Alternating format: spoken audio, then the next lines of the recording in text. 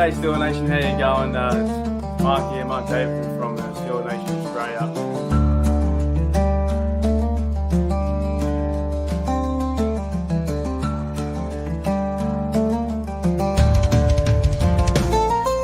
What's going on, West Country?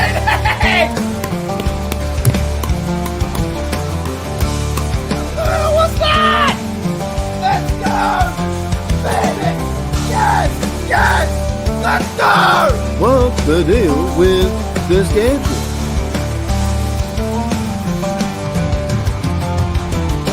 I think the stereotype that we drink Fosters, and the first Foster I saw was in Pittsburgh. It's a true story. Yeah, The first ever Foster I saw was in America. I've never seen one I thought that here. was like Australia for beer. For what?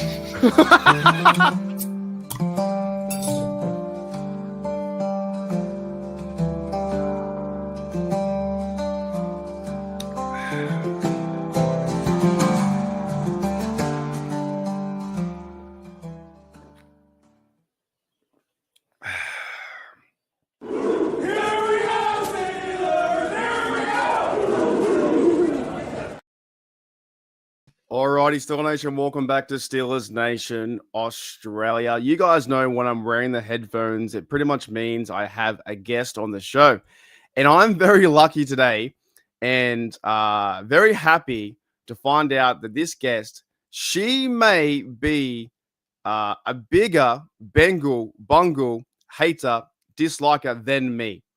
And I'll try and show the video too as well. I'm going to bring on my mate here, Shae, to talk some Pittsburgh Steelers football, to talk about her fandom and also her interaction with the Bengals crowd, who is 3-8. I thought I hated the Bengals.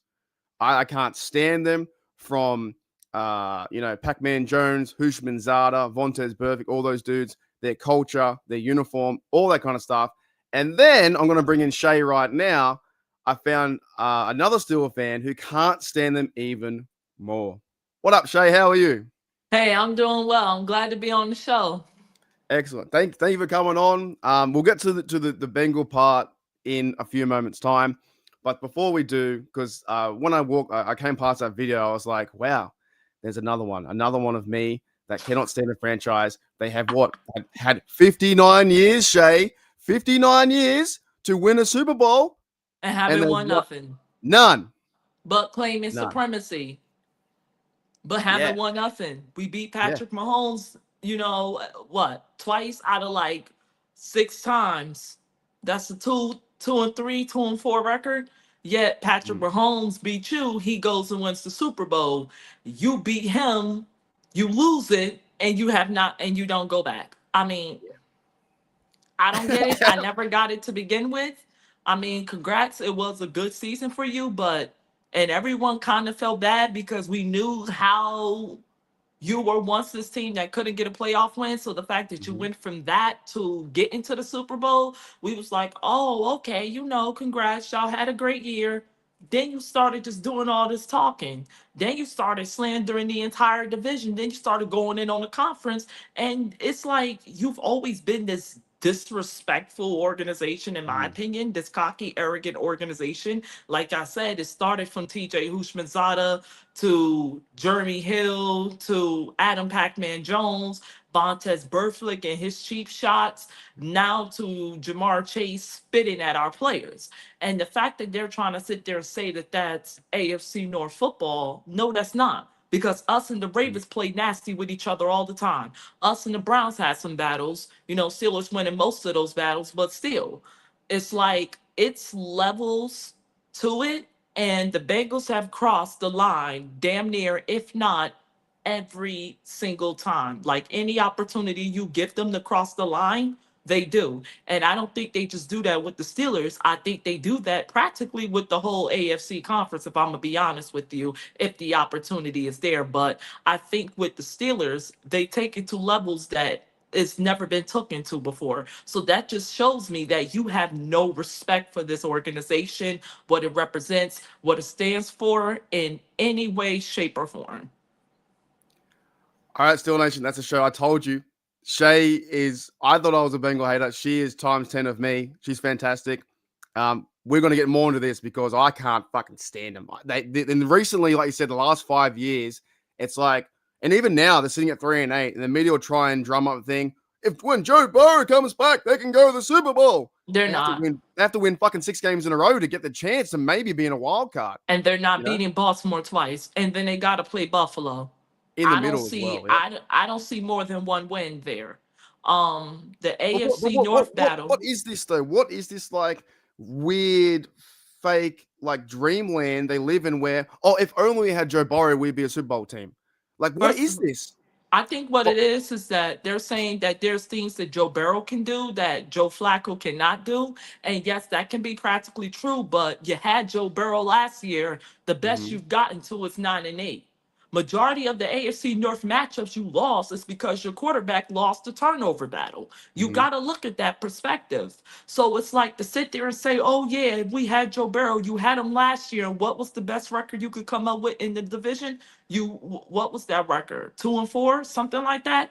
3-3 at best. But when you mm. were at your best, the best record you could come up with is 3-3. So it's just like they just don't understand your quarterback's injuries is the least of your team deficiencies. I Yeah, understand the correct. I agree. quarterback is the most important position in football. I'm not going to argue that, especially after what I saw when Pittsburgh didn't have Aaron Rodgers yesterday for Hmm. Mason Rudolph. So I get it. But at the same time, your defense is atrocious. Your offensive line can't protect. The play calling is just practically too predictable. I just think that this is the most flawed AFC North division in all years ever. Hmm. So, and I just think that the Bengals, why they're not in the mix with the Steelers nor the Ravens, and why they have not been, is because Bengal fans just can't accept, even with Joe Burrow on the field, out of all three of those teams, you're the most flawed.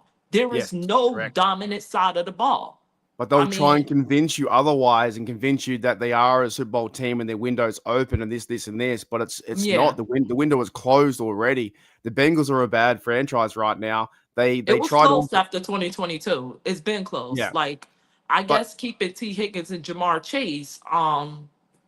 Obviously it would give you hope that that window reopens, but like I said, these guys are going to year 5 and year 6. Burrow's going into year 6, year 7. mhm. Yeah, and you can look at teams like them and the Bills, and it's like, okay, because now you got the Patriots now back in the mix.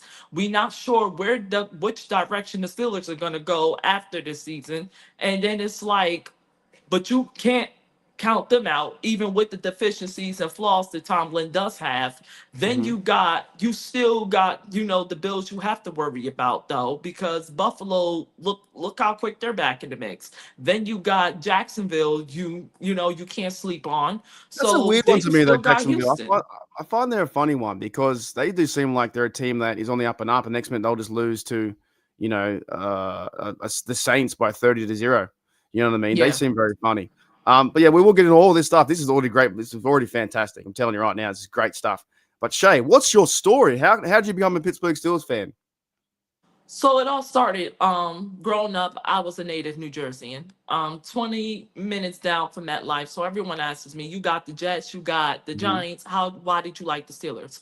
So obviously I watched Giants and Jets games in and out, but if there was one team that had me sit down and actually watch the game and analyze it, it was the Steelers. My first game was when Willie Parker did score that touchdown. I believe it was against the Jaguars back in 2000, and I would say, was it 4 or 5, one of those years. Hmm. And then I seen Jerome Bettis in his play versus the Bears. That was the day I officially solidified myself as a Steeler fan. Obviously, I was watching Ben Roethlisberger's rookie year, because there Hmm. was times where Steeler games came on, or when the Giants or the Jets game is over with, the Steeler game came on. Watched them. I watched them play against the Eagles, who's a local team, and I just fell in love ever since. So Discovering Willie him. Parker. Willie Parker Yes. was the start. So his football play, started you to have interest in the black and gold. And next minute it went further. Yeah, it went further with, me discovering Ben. Obviously, I know who Jerome Bettis was because Hmm. my older brother is a Steelers fan. So Hmm. had an idea of the Steelers then, and Jerome Bettis was his favorite player. So that led to me discovering Willie Parker. It always, because I always loved the fast running backs at that Yeah. time. And I've always been a fan of the DBs, which led me to Troy Polamalu, who's my all Hmm. time favorite athlete. And Hmm. then, discovered Ben, discovered Heath, discovered all them guys. And next thing you know, has been, oh, when the Steelers playing? When are the Steelers playing? So it was at that time when I first started watching football, the Steelers were just the only team I cared to watch. Hmm. Obviously, I known of the Patriots because I have my eldest brother. He's a diehard Patriots fan. So I always known about them and seen a couple of matchups with them and just knew that if the Steelers had a kryptonite and stuff, it will be the Pats. But back 100%. to the but back Yeah. yeah, but back to the story of me being a Steelers fan. It was just the team that just made me sit down and just actually analyze and watch the game. Only thing I cared about at one point when I first started watching football is about the Steelers, when they started playing, when are they playing, are they playing? Like it got to a point where I had to actually find apps where I can watch the games on phone or tablets or on computers and things like that, because I didn't really care for the Giants nor the Jets, even being 20 minutes down from them. Hmm. I only wanted to see the Steelers. Obviously, Steelers and Ravens matchups definitely excited me. So I always found ways to watch that, and it's just been heaven on earth since. We are definitely wired different, aren't we? When you're a mega Steelers fan, and already I can see that you already radiate black and gold energy. You're already crazy. You hate the Bengals. You can't stand them. Your family goes back to Willie Parker and Jerome Bettis, and you love the black and gold. And you chose them over two teams in New York City with the Giants and Jets. And the Jets haven't been relevant for a very long time, but you could have ran Yeah.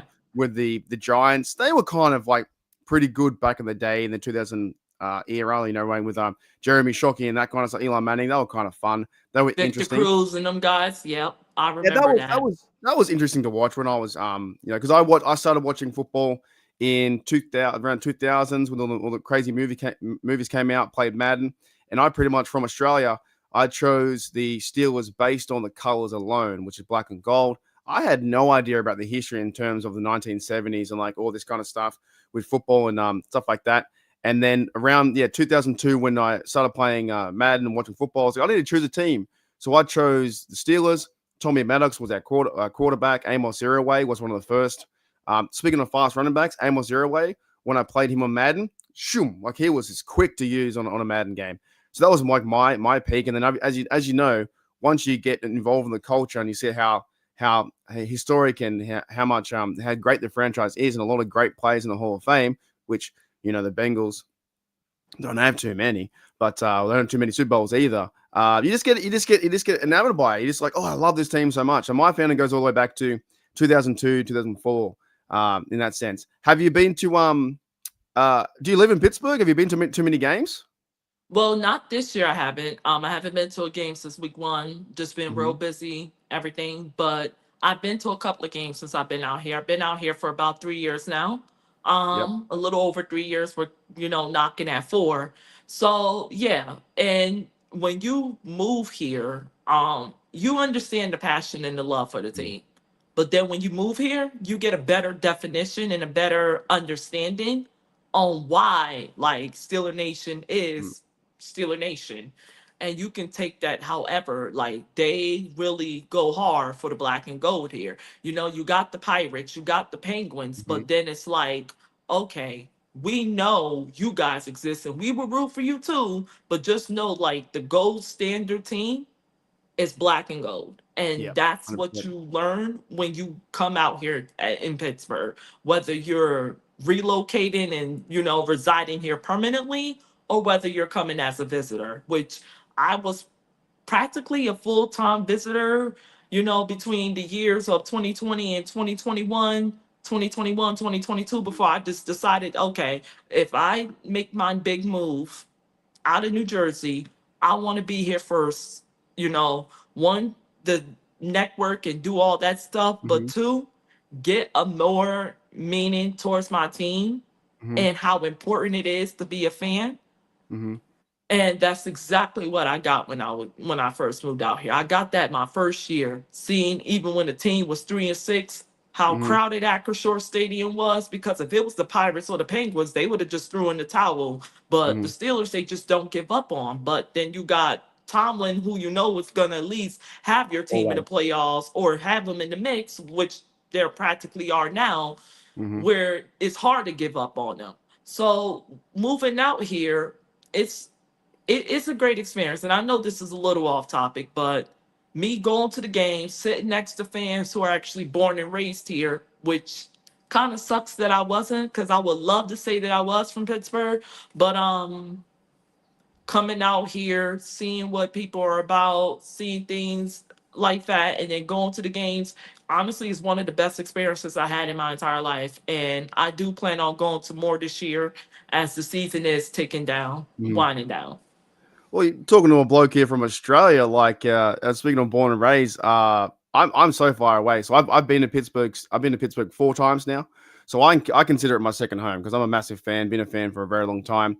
Been building this platform and program, and been doing a lot of things here and there around the YouTube lands. But I've been to Pittsburgh 4 times. I've seen Steelers versus Ravens, the divisional game with Antonio Brown put the ball over the end zone. That was insane. The crowd in Heinz Field at the time was going fucking Nuts. unreal. We won the division. It was 2016. I was like, holy smokes. That was a run where maybe our last playoff run at the moment. And then we went on to win the division, and we beat I think Miami and KC and stuff like that. That was insane. And then I've also been there to another Christmas Day game which we actually lost, was the Chiefs one where you got smacked. But yeah, overall, like Pittsburgh is it's a fun town. It's a great town. Right now, he said we are 6-5, and we're going to talk about the Bears game because I do want your perspective on what happened yesterday with the Bears. For me personally, I kind of think it's like to me they were okay to good. They were somewhat competitive. They just didn't get the job done near the end. Maybe you needed Rodgers to do a last minute drive to win the game. Nothing against Rudolph, but look. I don't mind him playing. However, he just didn't seem like he was ready for it. He wasn't going from the middle of the field. He was going the outside. There was 2 costly errors and an interception and a turnover, and we've seen that in the Bills game in the playoffs. So maybe it might have been better with Rodgers. At the same time, though, I do sense this like big crash out, this craziness about the Steel fans. The season's over and done. I'm kind of over it, Shae, to be honest. The up and down roller coaster, I don't subscribe to that. Okay, we played well last week. We destroyed the Bengals. We didn't play as good this week, but we lost. But we have a big Bills match coming up. I've moved on. I'm ready for the Bills. However, what's your thoughts on the Bears game? Just overall, what did you think? So I think a little too much blame is going on the defense for that game, because people act like they scored on every possession versus our defense. They did not. Mm-hmm. And there was times where our defense did do their jobs and get them off the field, but offense couldn't produce well. Offense didn't produce at all. It was at one point we couldn't even get over the 50-yard line. And then when we did, we come up empty handed. And I think you touched on it when I said that the moment was probably too big for Mason Rudolph, because I did point out that maturing is realizing Mason Rudolph cost you that game yesterday. I mean, come on. I went into that game. I told everyone, and I emphasize this all the time. And this is not just in Steeler games. This is all games where I say the one thing you cannot do as a team is lose the turnover battle. Mm-hmm. Do not lose the turnover battle. That is to me the X factor of how the games are going to turn out. So the fact that we did lose the turnover battle.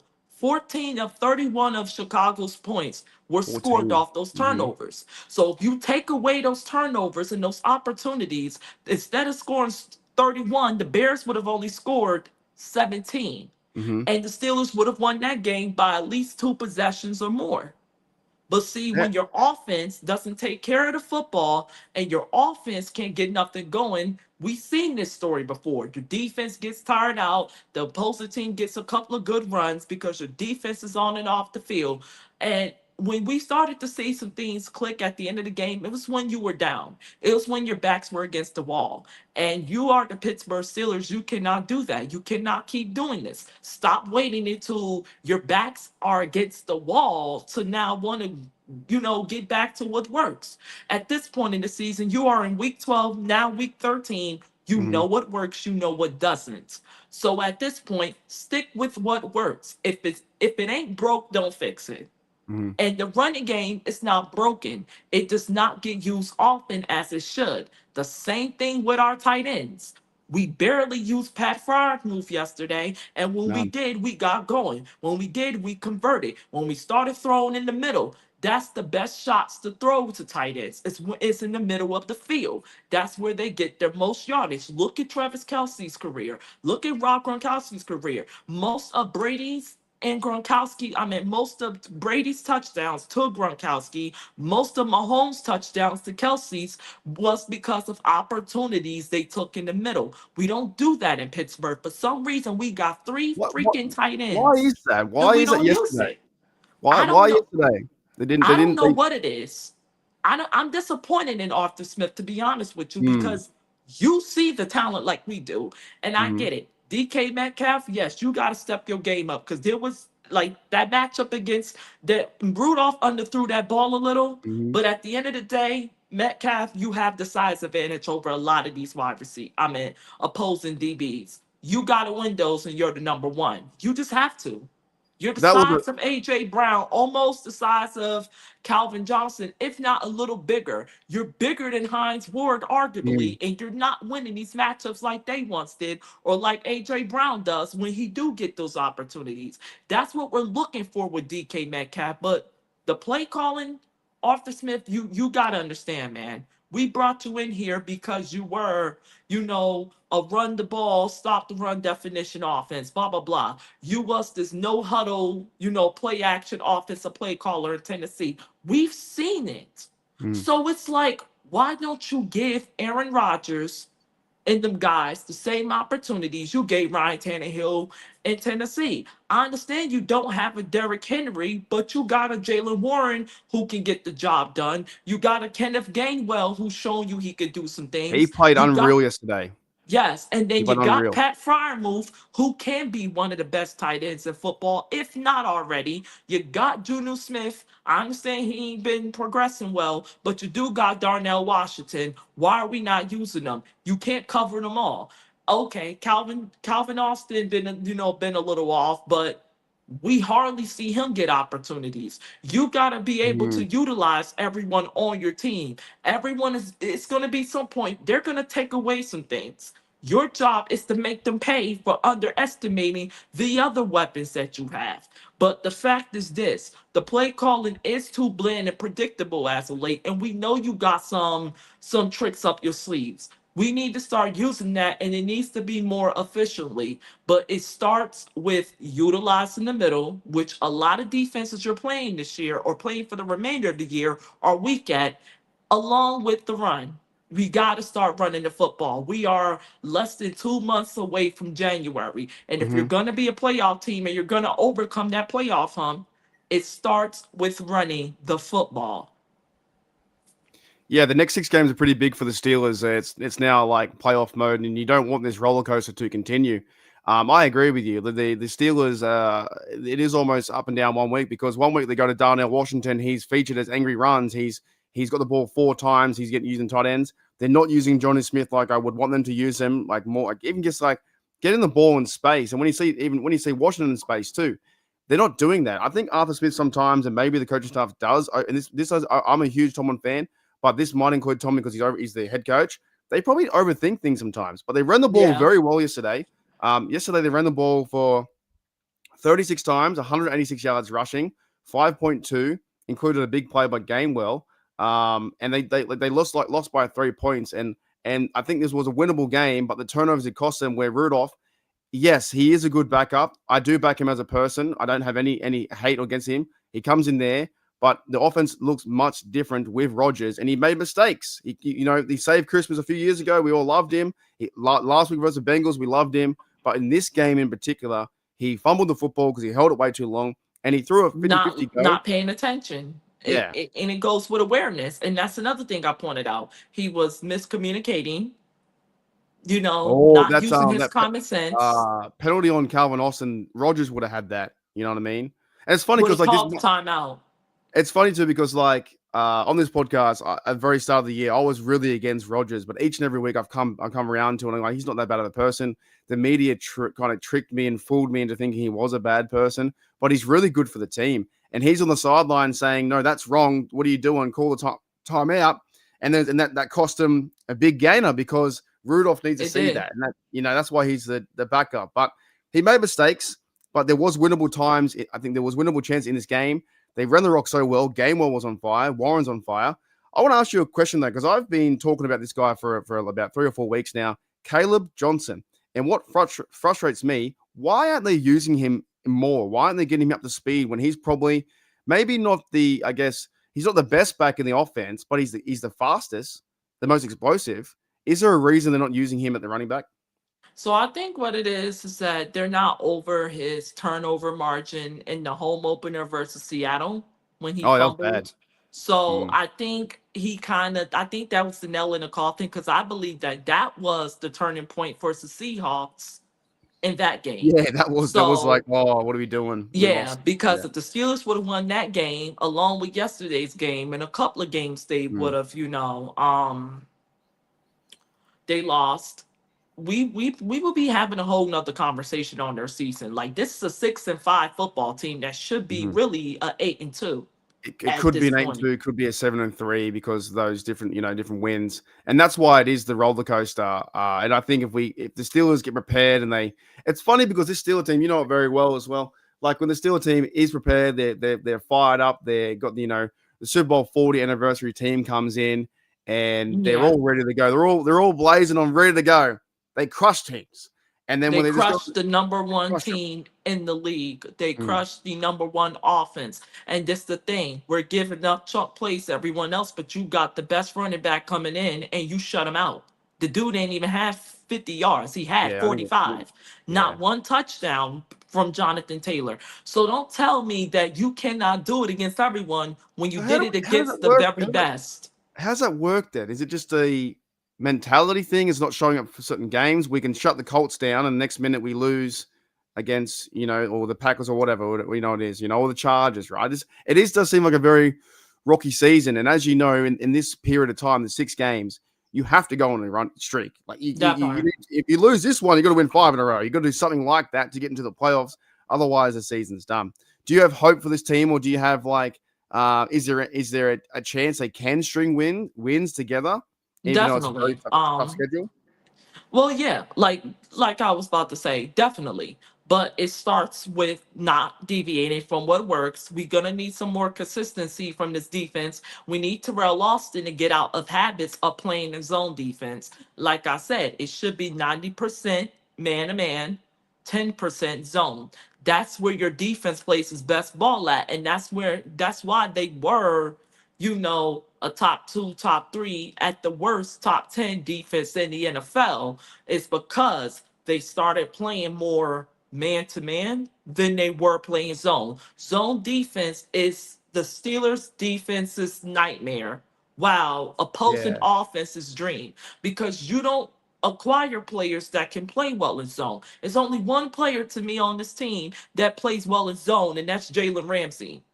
Mhm. That was the only player I ever saw film on. But see, we didn't draft players for that. We didn't acquire players for that. We acquired guys who can play man to man. Because then guess what? Man to man is opposing team's worst nightmare because it decreases their chances on winning those matchups and getting those throws that they want in. So when you do that, it causes frustration and it gives your pass rush, your D line, more time to get home. And their D line was getting home. But the secondary yesterday, when the defense gave up plays, chunk plays, they gave up chunk plays because the passing game wasn't there. The passing Mhm. defense wasn't there. Caleb Williams had about what? 300 yards? How many yards did the Uh, Bears have on the ground?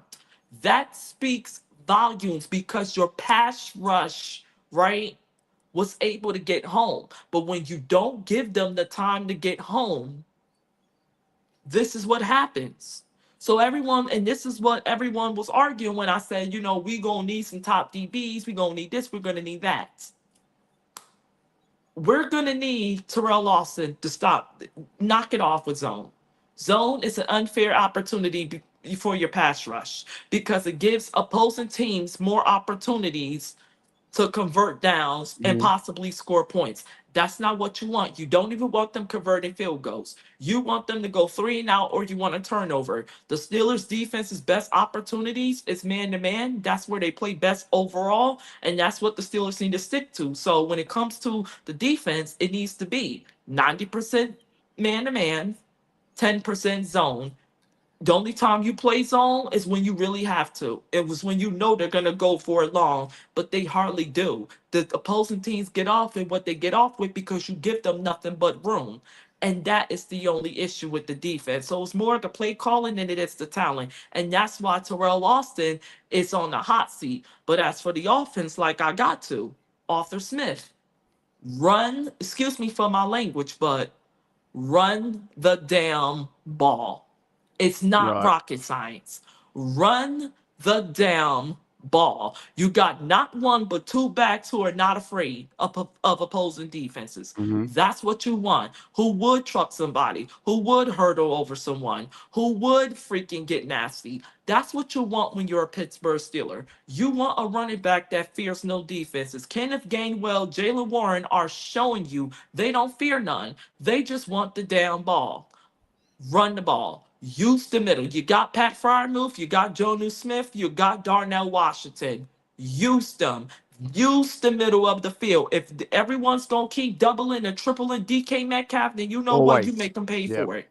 You make them pay for it. You show them why you should not underestimate Pat Fryermuth. You show them why they should acknowledge Junu Smith more, Mhm. Darnell Washington more. That's what got the game going well for you when it came to the Bengals. You started using your tight ends. That's what brought you back in that game when you went to Cincinnati. You started using the middle of the field. So at this point, you know what works. Stick to the status quo. Bottom line, you have to stick to the status quo. I think if the Steelers do that and combine that more together, that should be going over more in practices. And I think if they do that, we can be talking, we can have a whole nother Mm. ounce of energy about this football team come January. But just like many ifs, if and ands were a fifth, we will all be drunk. But see, we could say ifs, but the question is, when are the Steelers going to start doing this without their backs being against the wall? And it starts Mhm. this week against Buffalo, whose defense showing you they're going to give up a lot of chunk plays in the middle and who are not that well against the run. And you're better than, and on paper, you're better than a lot of these offenses that they lost to. So it's like you're at home this week, man. There's no excuse. Get it done. I think as well with the game or this week, the Chicago game, if they do go on a drive, they win, right? But they did run the ball very effectively, 186 yards. So it comes down to the turnovers, like you said. Like the Bears just came over with better football. And as I always said to my group here on Steel Nation Oz, like football is football. Game the game plays out. You know, it's not just all on paper, but at the same time, they ran so effectively, did some really good things, and then they lost by 3 points because of turnover or whatever it is. But you're on point 100% this week versus the Bills and turn this around. And for this team to be, I think, to be consistent, that's what they need to do. They're not the Steelers aren't Bottom using, line, that's the only thing they're missing. It's yeah, they're not. consistency.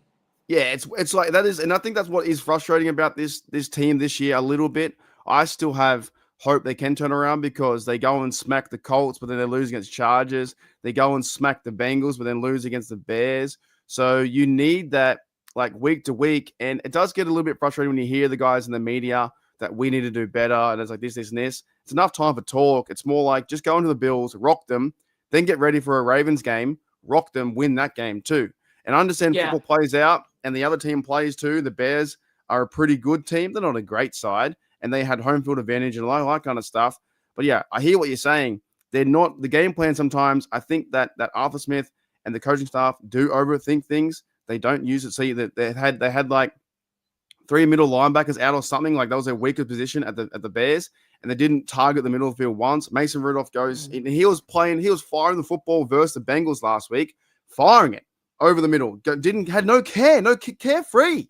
And then when he became starter, got really nervous, and then just didn't was like the passing was just in the first half it was 21 to something, and we were checking the ball down, and that was working. Second half, there was 3 and out, 3 and out. We didn't work. I think they couldn't get, and I've seen that happen too. The defenses Too seem to often. they figure us out coming out the gate, and then we're playing catch up. But the first half was pretty good football in terms of checking down the running backs. There was space, but yeah, in the second half, they didn't seem to find the middle of the field or move the ball around there and get everything on track. It almost went backwards, and it comes down to, and we all know this, like Mike Tomlin does keep his cards to his chest. Mike Tomlin does play the game where he wants to have limited turnovers and one score possession and be on the right side of it and not the wrong side.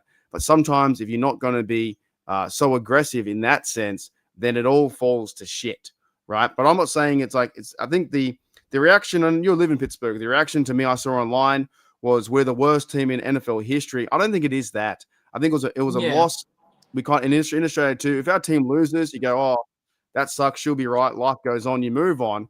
And then, but it's going to be funny too, because if we crush the bear like the Bills and Josh Allen's getting run around crazy too, then It's gonna be a whole nother ball game. yeah, It's gonna be a fiesta in Pittsburgh.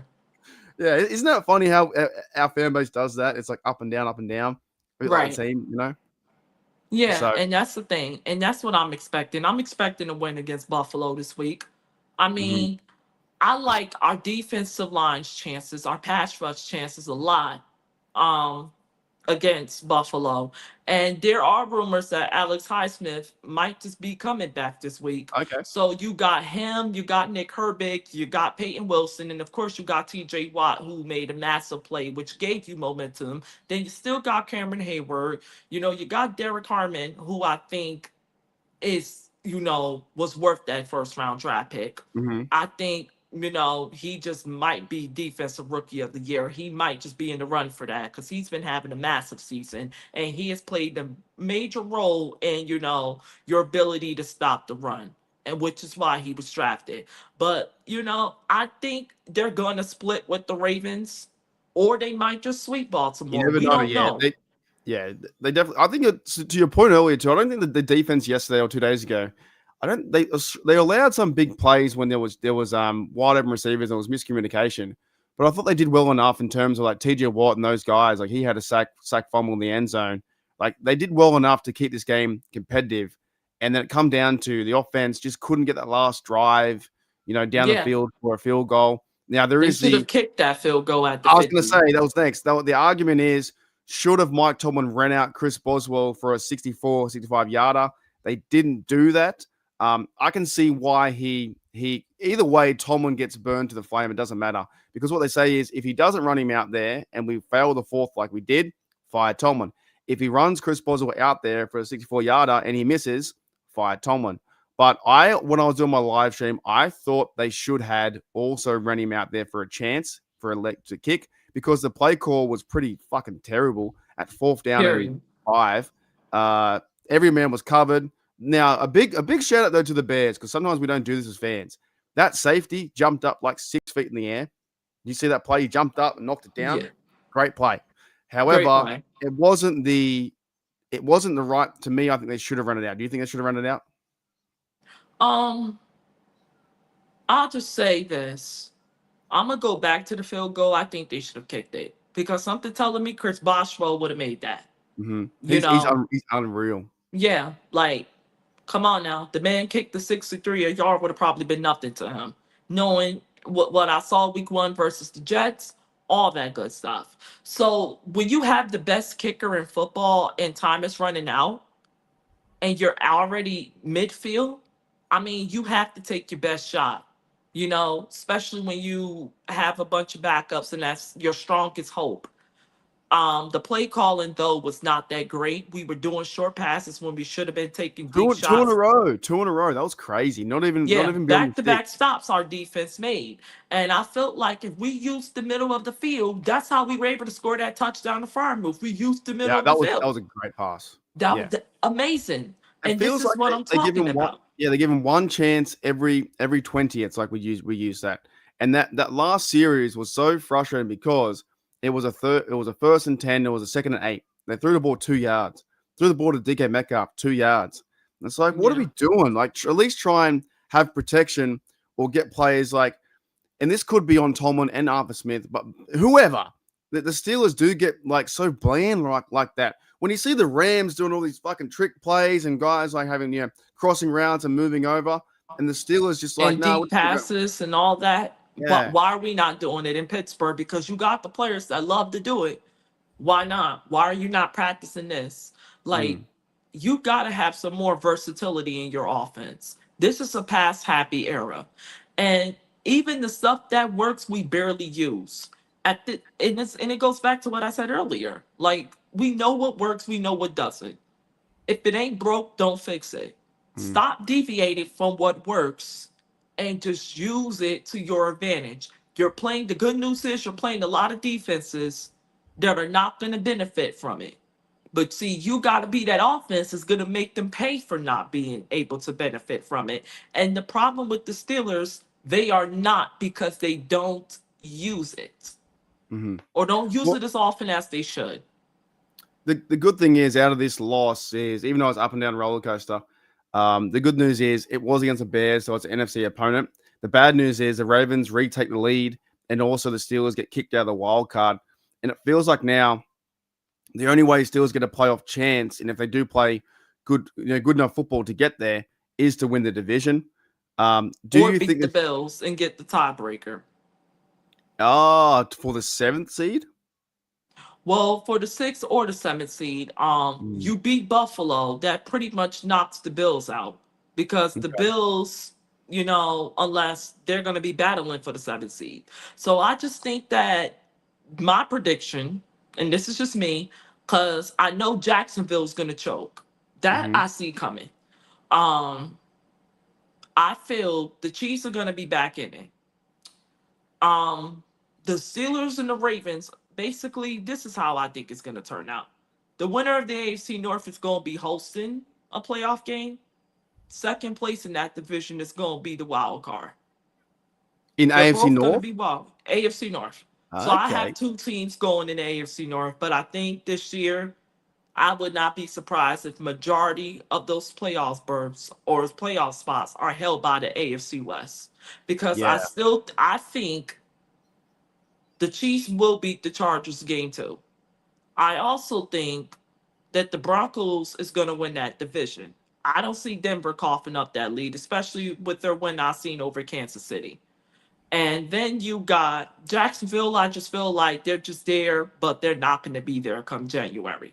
So the Steelers, this was a bad loss. Hopefully, it's a wake up call. I think they're going to split with Baltimore at worst. I don't see this team being swept. I do see a loss coming in Detroit. Now, that I might see. Mm. I feel like if we lose a game, it might be against them. I won't be surprised, but I will be pissed off if it's against Cleveland because for some reason you don't play well as a late there. But them and the Ravens, it's gonna come down to the wire. You know, It's it's funny gonna come because down to the wire. It's not the gonna be more than a game differential. the Cleveland Browns game, they probably have Sanders playing there. Also, they have Miles Garrett, maybe because he's like 5-7 sacks away from the all-time record. So I guarantee you, if he needs to get that, the Browns team always plays us very, very tough in Cleveland. It doesn't matter if they're 1-15 or 1-14. They make it like their Super Bowl, right? And I'm pretty sure it's in that last game is in uh Cleveland, right? Or do Cleveland. we? It is. Yep. Do we versus them at home at Browns? Okay, so after Christmas, near the on the edge of New Year's, and then Steelers have it won't be easy, but like I said, the wake up call started yesterday or 2 days ago. It's versus Bills, winnable. At Ravens, could be winnable. Versus Dolphins, they should win that one on Yeah. Tuesday. At Lions, that's 50-50 or 70-30 or 70-40. Depending, maybe Rodgers will carve them up again and Browns. But for me, before we get into the Bengals talk and this viral video where you went famous, I think it's just they just got to be consistent. Like we want to see play like we versed the Colts and like we versed the Bengals and some big players of Darnell Washington. He's one of my favorite players, and if not the favorite player on the team right now. And That's then how I feel about fire moves. they do that. Then they play a great game versus Bengals, and they don't do the same recipe for success in the second game. But they ran the ball well, but maybe they just missed that Rodgers leadership and veteran style where he would have got him out of the play call, which caused them a penalty or whatever, or he would have got them set up and would have got them to not turn the ball over. Rudolph in that offense did cost them 14 points. That sucks. Yeah. Yeah. Anything more you want to add to the Steelers conversation before we get into some this Bengal viral video? Honestly, it's just be more consistent. Don't deviate from what works. If it ain't broke, don't fix it. Mm-hmm. Defense, 90% man to man, 10% zone. Offense, run the football. Use your tight ends. Use the middle of the field. You'll dominate the game. Period. You are better than what your record says. This is a 6-5 football team. This should be at least a 7-3, 8-2. You have no business being 6-5. And yes, it does start at the top. It does start at Tomlin. But see, there's certain things that you can't blame Tomlin for, and common sense is one of them, and that also played a factor. You have to start using that as players. At this point in your lives, you know what you're supposed to do. You know how to play your position. Get your head out your ass and do it. Love it. Love it. All right. So the reason why I found Shae, I was looking through my Twitter and my ex or whatever you call it. And like I said, and many guys here know that I cannot stand the Bengals. And my Bengals dislike goes back to Vontaze Burfict and his, I guess, cheap shots and all this kind of stuff. And then like we talked about at the start, the Bengals fans right now, they act as if they've already won a Super Bowl and they're going to win more. They're a team that sits at 3-8 on the season, and they reckon that Joe Burrow coming back, they're going to win 6 games in a row, and they're going to get a wild card or maybe even win the division. Even at no matter what point the season at for the Bengals, it's either they're so smug and a little smile on their face and thinking we can do this season or next season because we have Joe Burrow or we have the best team in the NFL. But it turns out they have one of the worst teams in the NFL in regards to defense, and they're just a shit team because the Bears put 48 points on them. You're winning that game, whatever it was, came down to Loveland. No one wanted to tackle him, ran away for a touchdown. The Jets had their first 35 unanswered that was game. that from the Bears? Yep. There you go. And the last touchdown was Loveland. He didn't get touched for 54 yards. It's a Bengal way to lose, and the team is bad. And yet they'll still try and convince you, yeah, but when Joe Burrow comes back, we're going to be the best. And we have Jamar Chase. We have all these guys. We have the best receivers in town. And blah, blah, blah. We're a really good team. Yet the Ravens are probably going to smoke them on Thanksgiving. I think it's going to happen. Then the Jets had their very first win. And shout out to Justin Fields over the Bengals. And they carved them up and also let many points in. We carved them up too. So I get this sense now, the Bengals fan base and the team, I don't think they're actually taking what their team is actually serious. It looks like they still think the Super Bowl window is open next year, the year after, because they have the elite quarterback that is Joe Burrow. Now, he's a good quarterback. And don't get me wrong, good quarterback. However, the team itself does not function as a team that should be, in the names of the Eagles or in the names of the Chiefs last year or in the names of this. Now, I will say this too. Grant me this. The Steelers aren't great right now, but I don't think we pretend to be that we are a Super Bowl team. If I ask Shae, right, Mark, we're not either. I hope so. I really hope so. One day, but not today. I hope so. And I would love to see Rodgers go on a run, and I'll still support my team each and every fucking week, but I don't think we're going to the Super Bowl. However, sitting at 3-8, the Bengals fans out there will sit there and say, yeah, we have a chance. We have the best team. We're going to get them this year or next year. If we go on a run, there will be a seventh wild card. If we get in, there'll be problems. That's what annoys me about it. If we get in, there'll be problems. Well, you didn't get in. If it is, we're a fifth. We'll all be drunk. Dumb. And then you had this thing now where you had the Jamar Chase spitting incident, which your video, I'm going to play a little snippet of it, the start of it. And basically, he spat in the direction of Jalen Ramsey's face. But I do want to premise the fact, though, that a few years ago, I don't condone this at all. Spitting is a disgraceful act. We had Trey Turner on our Steelers team, did the exact same thing. So what happens from Bengals fans is, though, they don't actually have accountability. Not that they should for that person anyway. And that was my problem. Yeah, they don't have accountability. Not that they did it, but they try and stick up for the reason, and then they just they move the conversation to what the Steelers did with Trey Turner. We both recognize that both are bad. Trey Turner was only there a year anyway, And I But guarantee he you, was held accountable just like Jalen Carter was held accountable. And mm, that's the difference between Steeler Nation, Eagles Nation, and Bengals Nation. You Bengals did not, defended.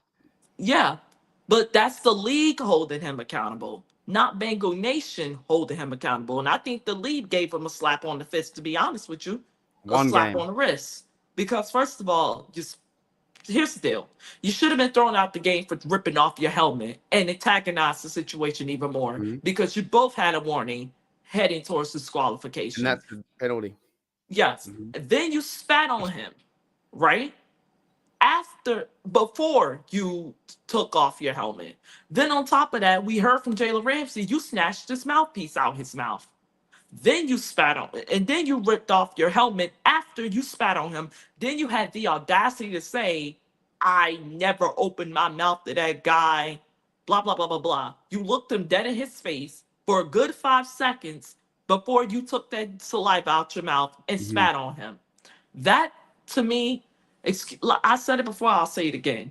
And excuse me for my language once again, but that's an ass whooping to the day I die. Mhm. I'm sorry, Jalen Ramsey, he handled that situation a lot better than any of us would.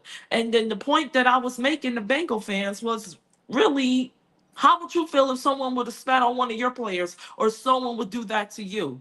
Take the logo away, take the rivalry away, which really not a rival because you're what, 14 and like 30 something and 25 years, but whatever. Take all of that away. How would you feel if someone would spit on you? That is a human being, regardless of what logo is on Mhm. him. A human freaking being. Who the hell do you think you are to spit on somebody like that? That shows me not only lack of respect, but lack of humility. That to me is one of the most dishumble acts any human being could put on, Correct. regardless of what team, what logo, Mhm. what job occupation, who or what you are. You could be the son or the grandson of the goddamn Pope. Right is right, wrong is wrong, and Bengal Nation needs to understand this.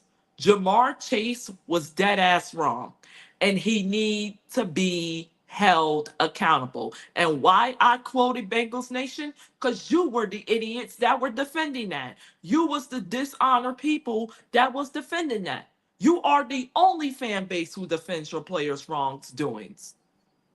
I They understand, like, if it was wrong for wrong, but it wasn't. And they're talking about, oh, well, what did Ramsey say to make him do that? If you felt that way, how about you grow some balls and pop off? Because it was going to lead Mhm. to what it led to anyway.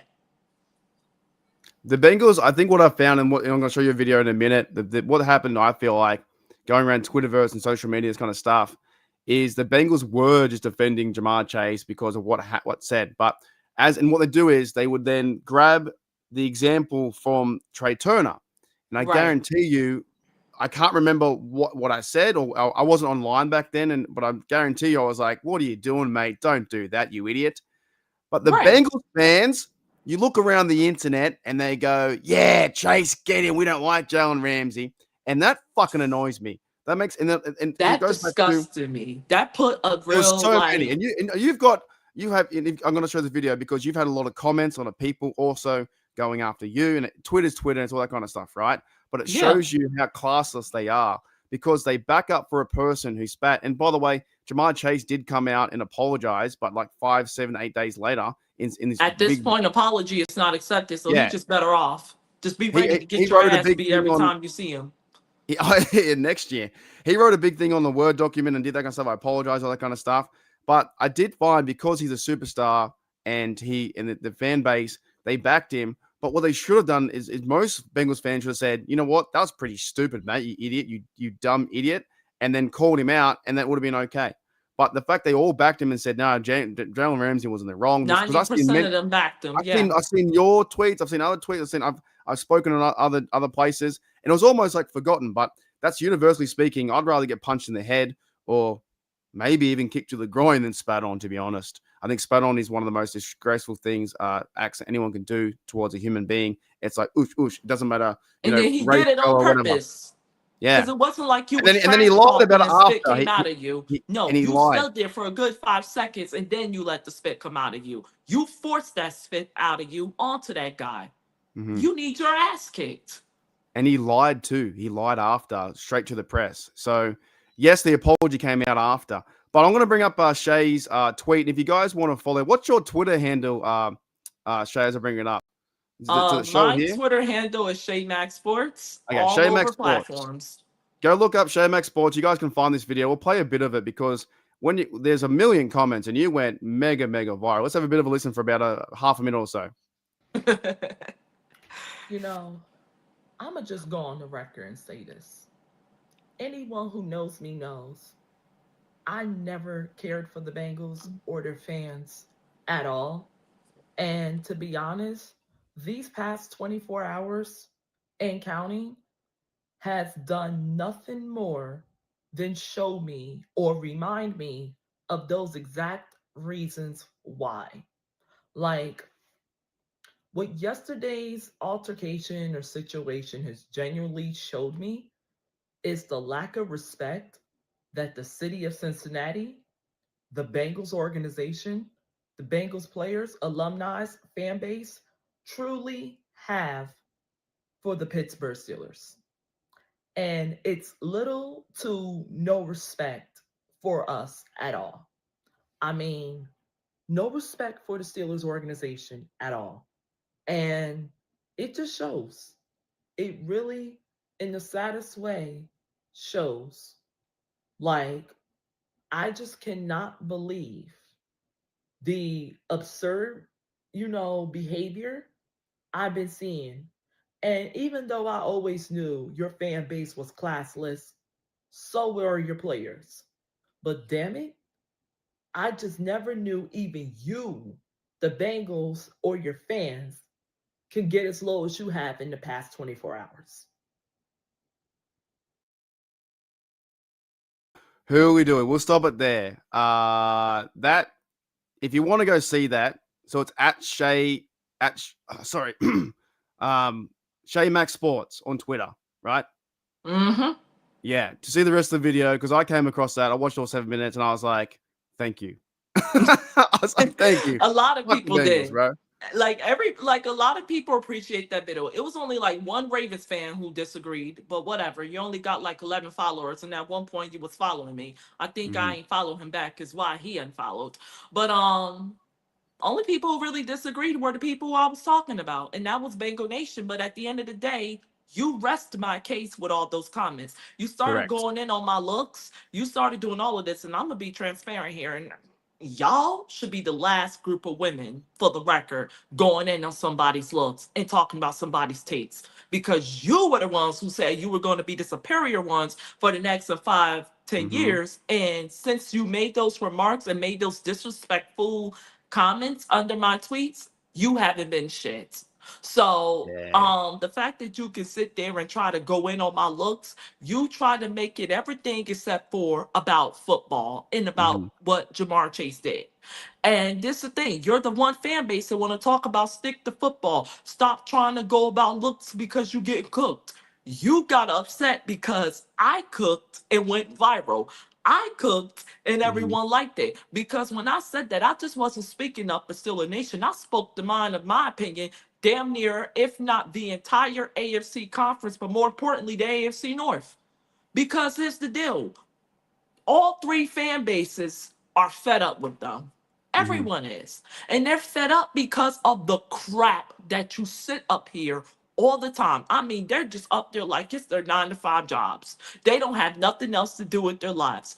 First of all, we go days without thinking about what the Bengals or their damn fans doing, but yet going back to Mr. Zimothy, who claimed, "Oh, you don't have no likes." Like, I caught a lot of subliminal Mm-hmm. tweets about me that I didn't respond to. Just like he was, and I wish I can have the screenshot. I think I got it somewhere in my files because I keep receipts where it was like, "Oh, you should give us Bengals updates weekly," and blah blah blah blah blah, whatever. And it goes from that to making smart remarks and taking shots at my interactions. Whatever, you clown. It is what it is. I told it like it was. I said what many were thinking. I'm just the only one with the big enough balls to say it. I think though Willie Anderson, who's a former Bengal, for his compliment on my skin, but what your alumni got to do with it? You had Bengals Plain and fans in there simple, too? huh? You had Yeah, Bengals fans comment? I mean, Wi- Bengals players? yeah. Willie No way. That's Anderson. crazy. Yes, if you scroll Wow. down, Willie Anderson You were commented like twice. affecting Bengals players. That's amazing. It said, You were like, oh, he that's said awesome. something about, oh, well, what this got to do with the alumni, or what the alumni got to do with it. We didn't play yesterday. I'm like, buddy, Holy because shit. this crap has been happening since 2005.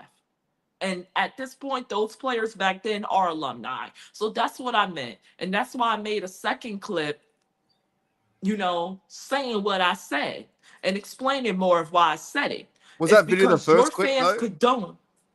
Yes, it's Yes. Yeah. actually I requoted the tweet and then posted it. I also have it on my TikTok. I have all the Oh, videos of it on my TikTok. But that one, I'm not gonna lie, I did not expect it to have the pop that it had. And I just with intentions oh, I just to just saw say the what was sorry, on my mind. I just saw the Willie Anderson uh Yeah, comment. yeah. He also complimented on my skin, saying that it looks great. Not kidding, but and I just said thank you. But like I Wow. said, man, it's just constant disrespect. And with us, they've always been disrespectful and low class people to me. But it's just disrespect to a level that they don't have the balls to do with anyone else. We never see them try this in Baltimore. They never tried this in Mm, KC. They never tried it in Buffalo. They Steelers, damn yeah. Big sure time. never tried it They in they don't Cleveland. like us. The So Cincinnati Bengals don't like us at all. it ain't even about like, because I don't think Mm, they like them either. It's just to the point they do not respect us or our organization, period. mm-hmm. And so you know what? That's crazy that you had such an impact on. I guess every single Bengals Twitter saw that post, and I'm surprised everyone other go to NFL players ain't commented yet. I'm surprised go I ain't hear nothing from players in the locker room. everyone go to Shae Max Sports on Twitter and find that video. I'll try and link it in the description after this podcast because it was fantastic. You just call. I do feel like the last you say 2005, right? But I say the last 5 years, once since they won that first playoff game, and they've tried to convince everyone that they're We're a the Super big Bowl. dogs. Yeah, we're a Super Bowl threat, which they're not. They don't have any defense. They're allowing the most yard points per game. They wanted to get Trey Henderson. Henderson's been off and on. He wants out of there. They got rid of Can't their blame them. middle linebacker. He wants out. They paid all the money towards Jamar Chase and T Higgins, and that's great. But at the same time, when they did that, they had him the year before, and they think everything's going to change, and Joe Burrow's going to save the world. Joe Burrow is a great quarterback, but I don't think they're going to turn into a Super Bowl threat. There are now new teams like the New England Patriots or these guys or Denver is turning around Yeah. with their business. They mean business, right? Steelers maybe in the next year after, if they draft well and get a good quarterback, and we'll see what happens with Will Howard or someone else.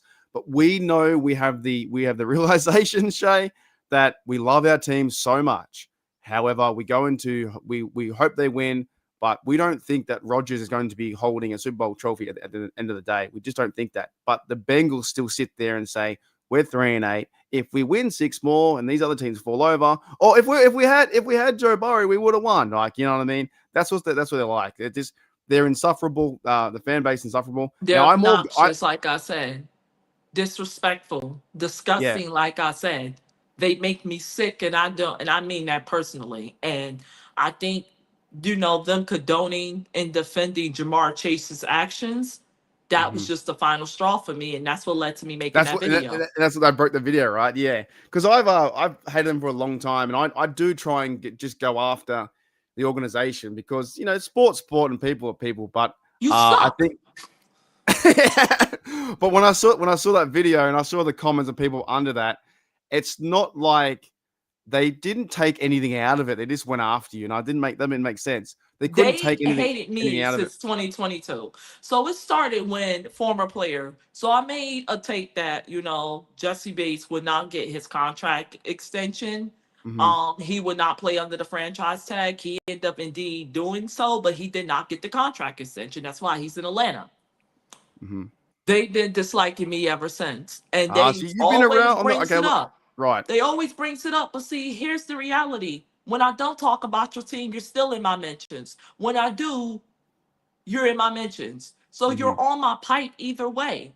It's like at this point you are a fan. And then not only that, but you look at all the other things. Oh, but she don't get these likes, she don't get this, she don't get that. I'm not on social media as much as a lot of people who podcast. So Mm-hmm. no, I'm not gonna have that much interaction. But at the same time, the fact that you know that I do all this stuff tells me how much you're watching me, and that's the priority. It's for you to watch me because I know if you say that I'm on this episode and you retweet it with Who Dey or Bengal Nation or Mm-hmm. whatever, I put money they're gonna watch this episode just to see how much more I'm gonna say, just to see that I'm going to backpedal. I'm not backpedaling.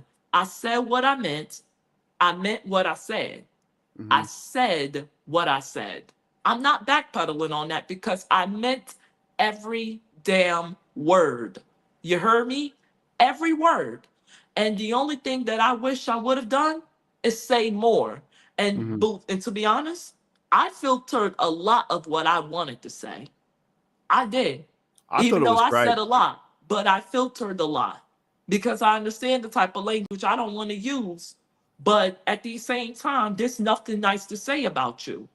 And last week exposed that. Like, that was just They showed their disgusting. true character. A lot of them online, true character, and And also it's crazy. Majority of the fans that defended him were majority of those fans that's been coming at my neck about my looks all 3 years, even though with them dried up tracks and double chins and mm, king of the hill necks, they shouldn't be well, that's what talking, they but always still. do. People will go for personality attacks or image attacks or whatever it is. Like I said off air, I'm But they getting ahead. can't take me by themselves. They No, don't have the balls to. Them no. nor their little At this ringleader. point, I don't think I would either, Shae. I'm a bit scared right now. I'm a bit scared. You don't have no reason to be. Them now, that's a I whole love nother your story. intensity. I love your intensity, man. It's so good. But yeah, they always go the personal route. Like I said, I'm getting a haircut tomorrow, and then some Bengal fan will find this guy. Oh, this clown's got bozo hair. Yeah, but you can't. You can attack that, but you can't attack the argument or what the Steelers are better than the Bengals. That That's all part. they have. They don't have That that part. part. And that's the thing. They want to sit there and say, let's talk ball. But then when we talk ball, you want to go to looks. But see, you're the last team to be talking about that too. Mhm.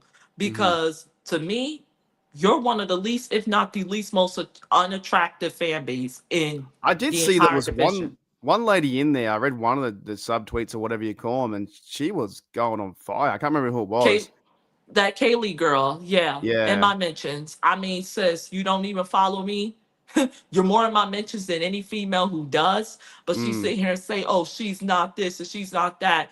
Girl, you even commented on tweets that I didn't say nothing about you. I never, I wouldn't know who this girl is if she was not in my mentions. Like I look at her all the time. You know more of me than I know of you. That speaks volumes. Yeah, it's And it's a Steelers. lot of them that are like that. But at the end of the day, they can't take me on by themselves. And that's why they can't stand me. Because I'm too strong. I'm too much of an alpha for them. Them and Zim. Zim and his little Zimians. That's what I Mm. call them. Well, I work with Zim on the AFC North Roundtable, and I said in my live before, sorry, in previous lives, it's not football anymore. It used to be fun the first season, and even being at 3-8, just the overall arrogance and cockiness is just sometimes hard to He's handle. an idiot. I can't take it seriously. I can't. I just got to go. Are you joking? What you're saying right now? Because you either want to talk The dude football or wears brown pants with a tiger stripe jersey. A black and orange tiger stripe jersey with neon sneakers. You can't take that serious. You can't even color coordinate. How the hell is you supposed yeah. to drop good takes? He But just anyway, he's definitely just an overall provocateur trying to make things out like this is what the Bengals, I think a lot of Bengals fans, not all of them, but I think the majority of what I saw from that video and in my interactions with them right now is they think they're better than what they are. However, yeah, history tells us they're not. They're 0-3 in Super Bowls. they're not even close. They're not close at the moment. They haven't been in the playoffs for a while. Joe Burrow is not going to save you. And that's their perception. So what they do is they then pivot to try and bring down other people like the Steelers fans who have been successful. They can't give us credit for anything what we do because I don't like the Ravens. I'll give them credit. I think that Yeah, they were they're one and all we four. always always fight. Me and us and the Ravens, us Steelers and the Ravens always fight well. It's fun to watch them. You know, Lamar Jackson's going off, and Derrick Henry, one of my favorite players, running back. You know, I will always give them credit for that. And then even the Browns, I know it sounds crazy, and this is hard for me to say, but if I had to choose one team out of Ohio or the Bengals to win Super Bowl, it'd be the Browns. I The Browns, agree. 100%. I Because agree. I'd Their rather see fans that are fan so base loyal win. to their team, but they also Right. hold them And accountable. yeah, and then the other side is like I don't want to see the Bengals ever win anything. I would rather, you know, I would if the Steelers, if I had a choice where the Steelers could win one and the Bengals win one, I wouldn't choose that. I would choose. I'm this petty. I would choose the Steelers never to win one and the Bengals never win one, and go to and ride to the grave with them. And there'll be fans out there that will be my age, 35, turning 89 in 50 years, that never got to experience it. And in somewhat, that makes me a little bit joyful. I don't It know. does. You know, It it's a little bit, does. right? It does. Because And screw them. it's Because like, exactly screw them. Like they're fucking. They're so annoying. Like okay, I'm not a huge fan of Miles Garrett with the helmet swing, but the right. Browns have been through so much. The But Browns he are like a apologized little for brother. that. He And apologized for that. yeah, And but that's and the also thing. And go ahead. also the Browns are like a little brother. You know what I'm saying? Like a little brother. They're trying. And they play as hard. But I don't get the sense of, and we smacked them too. James Debo Harris, and was hitting hard over there. But it wouldn't annoy me as much if they won, because we also too, we know they're not going to win. They're always a bad team. But the right now same record, the Bengals, they think that they're going to win this year, next They year, think the they're year that after, good. year after, They year think they're after. that good. They never been. I think what it was a weak AFC North division at that time. Mm-hmm. Pittsburgh in a rebuilding, reloading phase. Vice versa with Baltimore, and they were battling tons of injuries. Like the Steelers and behind the Buffalo Bills, the Steelers and the what's the name?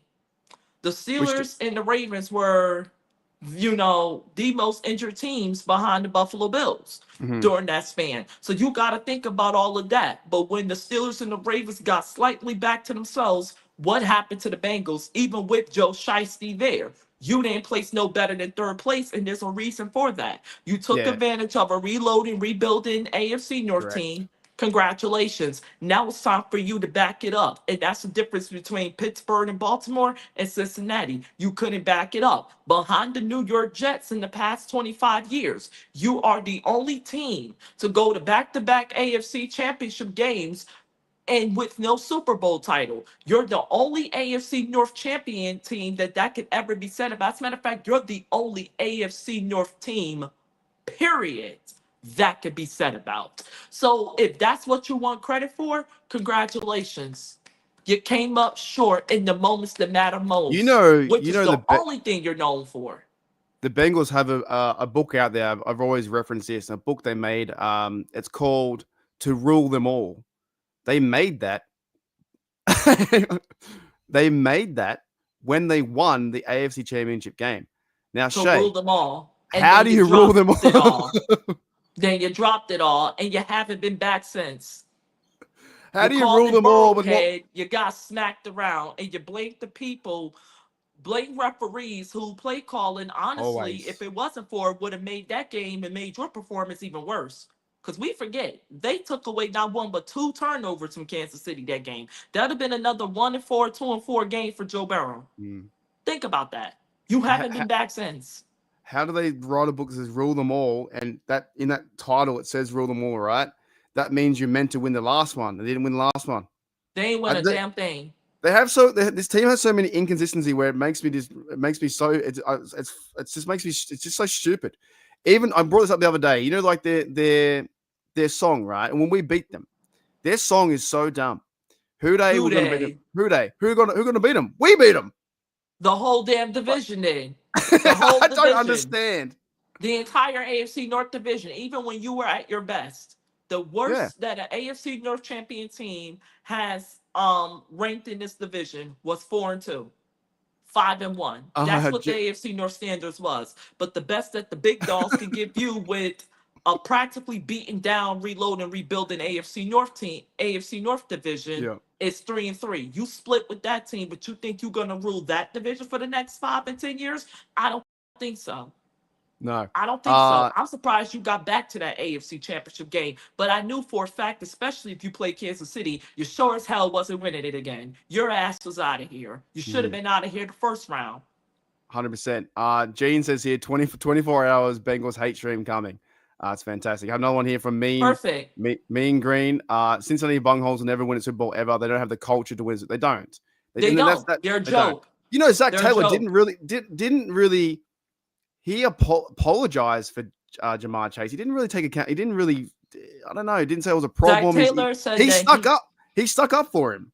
yeah, yeah. And see, that's the thing. And if I'm Tomlin, I'll beat his ass for defending that. 100%. You need your ass kicked for defending that because how can you condone that? See, Dan Campbell held Brian Branch accountable. You know, Juju was talking smack to him, but held Brian Branch accountable for punching a player. You know what I mean? So Yeah. it's like that's the difference between coaches right there. And How we can all you know, like, condone that? Talk Mike about you're Toppin. with Jamar. You're with a man spitting on Yeah. another man, and you're saying that as a man? Come on. Yeah, it's crazy. Got a really nice comment here. It says, I always forget they got weird names now with the ats. But I think it's Mike. But Shae says he's a beautiful, well-spoken, strong, intelligent Steelers family member. There you go. Thank There you you. go. See? It's true, and a lot of passion as well. That's why I saw the tweet and I was like, Yeah, "Fuck, because a I gotta lot of have her Bengal on. I gotta fans get were her on calling me now." ugly. They've been calling That's me ugly for terrible. 3 years, Terrible. but yet at the same time, look who's talking. Yeah, their speech is ugly. I think their perception, and I think sometimes maybe Jealousy. their world, it is a bit of jealousy. Their worldview is ugly. Some of the, not all Bengals fans, but majority you see on the internet after that tweet, go to that tweet, Shae Max Sports, go to it, watch it, interact with it, and you'll see just such, I don't know what it is. You were just saying what you wanted to say, standing on business, and they Hey, couldn't take. I've There always was been that. no accountability. They didn't. They just wanted to make up excuses. They had no. The Bengals have always been like that, and of Right. recent history, they just feel like they're better than what they are, and you Not hear it even all the time. close. And that's the Not even thing. close. And then here's the thing. It's like they say I don't know football, right? Mm-hmm. But you hear guys like Emmanuel Echo. You hear guys like LaShawn McCoy. You hear guys like Shannon Sharp call their asses out the same way I've been saying it for 3 years. I am the only one that can say that I have proof that I was the only one when everyone was on their little hype train. I was the only one who called it. I can't help that I'm ahead of the curve because the Mm-hmm. reason why the Bengals are downfall is for everything that I said. I said they were not going to pay Jesse Bates. That was going to be the beginning of it. Look Mm-hmm. what happened. Even if they would have paid them, your cornerback room is weak. Von Bell, okay, you would have had him. They He got would have rid of declined Mixon. They eventually. had a good running back, Mixon, as well. Couldn't pay him. Trading him. Now that I Yeah. did not see coming. That was surprising to me, even for them. And to me, Chase Brown is not the answer. Just like I told them Dax Hill was not going to be the answer. Oh, well, you don't know football. You don't know what you're talking about. I told them if you were not going to pay Jesse Bates, you should have traded him. You should have traded him for a couple of first-round draft picks. You should have shopped him to Atlanta, Vegas, whoever. But look who he ends up going to anyway. The difference is the Falcons didn't have to give a damn thing up. They just had to wait for you to not to pay him to allow him to test free agency, and they acquired him. Now you stuck with nope. And I said this. I said they should have traded him, traded up in the draft, or should have stayed where they are and could have got Kyle Hamilton that year out of Notre Dame, who ended up being a first team all pro safety, who I told everyone that was going to be a problem for opposing teams and offenses for the next 5 to 10 years. Now, when we speak on when we mention the conversation of the best safety in football, who are we mentioning? Brian Branch. I mean, Kyle Hamilton, but Brian Mm-hmm. Branch, they could have used the second round draft pick that they probably could have got Atlanta for at the time because behind Doran, who we knew was going to get a contract extension from the Chargers and the Steelers, Jesse Bates was arguably the biggest name.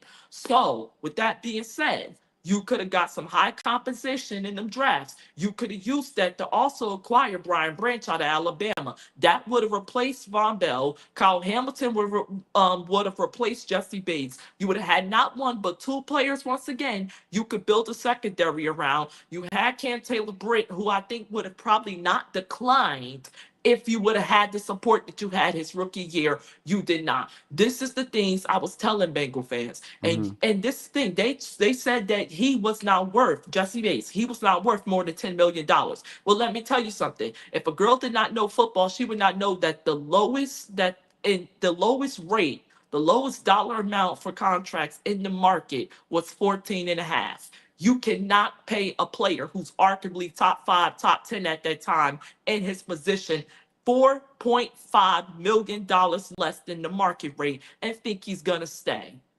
That was stupid. I told Bengal fans, you're going to reap what you sow with that because it's a pass happy era. Yes, you're going to need guys like Jamar Chase and T. Higgins to be able to get the ball down the field and for Burrow to be able to throw it. Yes, you're going to need that offensive line that you still don't have. But you're also going to need guys that are going to neutralize or can neutralize to the best ability possible opposing teams' offensive passing game. You're going to need that. Because if you don't, regardless of what your big three or big four do, you're going to lose the game if you don't have that. Well, Oh, example. the The Bears. whole damn season this year. The whole damn season last year. Since he's left the building. This is why you are where you are. Everything that I said, because you have an owner that played you like suckers again. You got your hopes up. Oh, he threw in the plot twist. He gave you a couple of playoff wins to get your Mhm. ass back in those seats. And that's exactly what you did. Yeah, Mike they did. Brown played Jamar you Chase, like Joe Burrow, Higgins, suckers. Money, this guy, the tight ends, and they having This is what they do. You have an yeah, owner that don't give a damn about a Super Bowl. Super Bowl scoring don't all even those come out his points. mouth. Name one time it ever did, even when you were there. Hmm. He just took it as another game, not as the biggest game of the year, like Art Rooney would have took it, like Hmm. the owner of the Ravens would have took it. Come on now. Oh, wait, because he thought that he got Joe Shiesty, he was going back. No, you're not. Hmm. No, you're not. So good because all that you just said was facts, and that really points to this season, but also the Bears game. Right? They were up 42 points. If you're scoring 42 points, you should win. And the Right, defense allows 48 points, and with those safeties, right. that the Bengals what 35 points unanswered. crazy, And this is the crazy. thing. I told them they were gonna. I get it. I get it. Jesse Bates was not Minka Fitzpatrick. He was Hmm. not Doran James. But at that time, who the hell was? Who the hell is now? I think it's more of the scheme than it is them. And I don't think them two will be getting the ball because at this point, you know what it is with them two already. So you're gonna go away from them. You're gonna try anyone else. And to me, that is the reason why their stats ain't what they used to be. The reason why they tried Jesse Bates because when it comes to the passing game, out of them three, he has been the most inconsistent. He is Hmm. right now in Atlanta, even though he had a couple of plays here and there, but we've seen that. So it's easier. It was easier to test him than it was to test them too. But that didn't mean he didn't deserve the contract money. I never said he was sorry. I said they should pay him. I said if I was Jesse Bates, I would have asked for $17 million because at that time, Jamal Adams, who you can argue, if not definitely state with a fact that he is better than who was getting paid 17 and a half. Now, was he getting Minka or Doran James money? Hell no, because you ain't as good as them. Those are multi-time first team all pro safeties. At best, you're second team. I get that. But he deserved to be at that time the third highest paid in the league. But I think with Kyle Hamilton's contract coming up, he's not gonna be if he isn't already. But I think the Bengals made a massive mistake. I think they should have traded him instead of paying him because I get it. You have to pay Chase and Higgins. Oh, cool. Okay, cool. Hmm. Use your best prospect, trade him, get some draft picks, and go get younger talent that will give you more time to pay these guys while still making an impact in a good way for your team. Now you're stuck with a big old pile of nothing. Hmm. That's why you're 100%. in this They predicament went because you didn't make those moves. They went flashy. They went flashy on that side with receivers still in jerseys. Jamar Chase, this guy, that guy. They Haven't deserve fixed. that money, Haven't but they haven't should have fixed. traded their Correct. defense because you were not a Super Bowl team. Super Bowl contending, maybe. Super Mm. Bowl contenders don't go 3-3 in a division where Well, they yeah, haven't fixed their defense and nothing like that. They've on par to be one of the worst defenses in the NFL in a long time. their Like I said, defense really wasn't that good even with him there, though. Let's be honest, they really mhm, weren't. But they were a lot better than what mhm, we're seeing right now. definitely, yeah. I just think it's funny. The Bengals, they overly think that they are a superior team, great team for this, and they're just not. Got a few comments for you, Shae. And also, guys, if you want to put in some questions, we're going to end the show very shortly. Put in some questions for Shae about football, NFL, life, whatever, and I'll try and get Shae's perspective on this. Mean Green says here, Shae knows football. Shae knows football more than any fan or player from Cincinnati. I will admit I'm very intimidated right now. I thought I knew football. No, don't. I'm just listening, going, not in my head. You're like that makes sense. That makes sense. That makes sense. You know, one thing, Shae, do you like if you went to a bar or something? Because sometimes I talk football because I love it so much. If I go to a bar, I sometimes tell the other person, let me know when you want me to stop because I just keep going. You know, Right. like are you the same with outings or with your friends and stuff? If you go on a bit of a football tangent, do they say, hey? Usually I let my friends start the conversations because I don't like talking people heads off. But if we get into a conversation about football, I just be like, listen, I let them end the conversation. Or sometimes I just end it and just let them finish it off. And then, Yeah.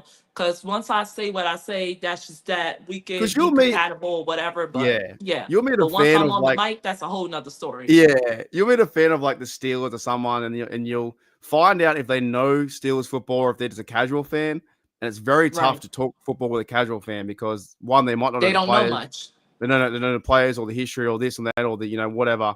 I've had numerous times in Australia because it's not that big here. When I go to the city in Sydney and stuff, you'll walk past a jersey. I went to a club one time and a guy was wearing a Troy 43 jersey, and I was like, oh yeah, Polamalu jersey. He went, who? And I went, oh fuck me, because he was actually wearing the jersey. Didn't even know who the guy was, and I was like, Polamalu?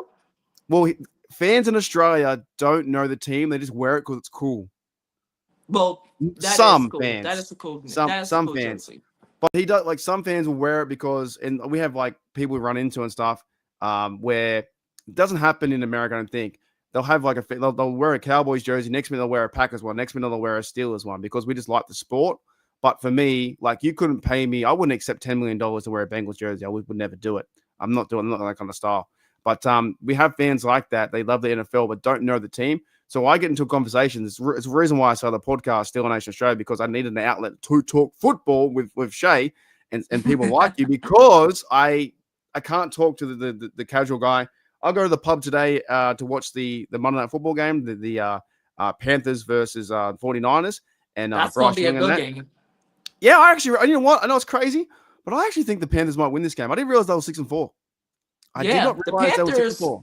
and I They're was actually going They're to talk sneaky, about bro. that because the Panthers are a good team. Like, and their team is in a rebuild, and look where they are. So, Yeah. Bad year last year, but they're a sneaky team. I yeah. do like Chuba Hubbard, but not using him as much. I do like him. But I'm gonna go down the pub and watch them. But if I meet another NFL fan, they'll know and go, oh my god, Mark's insane, and I only know a little bit, and I just got to be careful with that because you can't talk people's ears off. But it's great listening to you, Shae, talk football because one, it's fucking Thank you. facts, and two, you're bagging at the stupid fucking Bengals and they fucking suck. They do. So, I mean, all right. it's time for them to face the truth. You're not what you thought you were. You're not who you think you are. You never were. And Yes. everyone is now starting to see what I've been saying for 3 years, 4 years now, and it's going to continue. Love it. So Because they think they could keep starting off 0-2, 0-3, or 0-3, 0-2 and win this division. Let me tell you something. I said it a long time ago. That's that stupid fucking mentality. We've lost I four in a said row. it. I We'll said get there. it We'll 3 get there. years ago.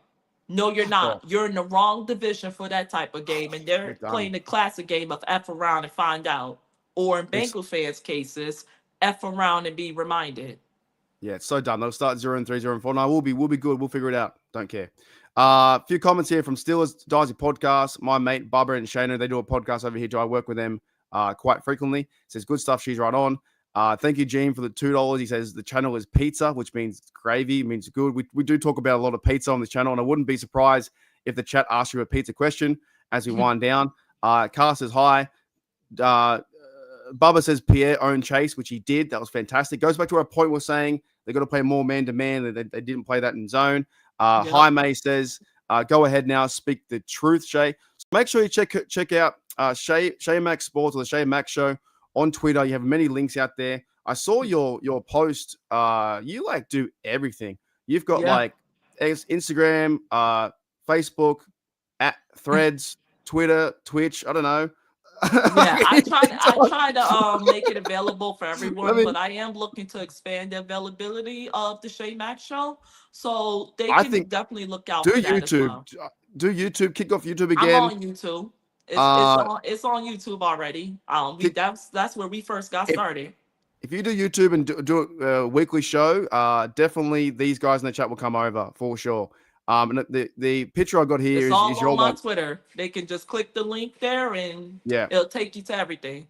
yeah, she's doing everything. She's here, Show Max Sports. So, but I've got a few comments, and then we'll start to wind it up. I have where was it? Fact Shay. Who's your favorite player of all time? Troy Polamalu in the NFL. Yes, all time, all time. All time, Troy Yeah, Polamalu. yeah. NFL, What? Troy What? Why? Polamalu. Why is that? What's? And obviously, we all love Troy. What is it?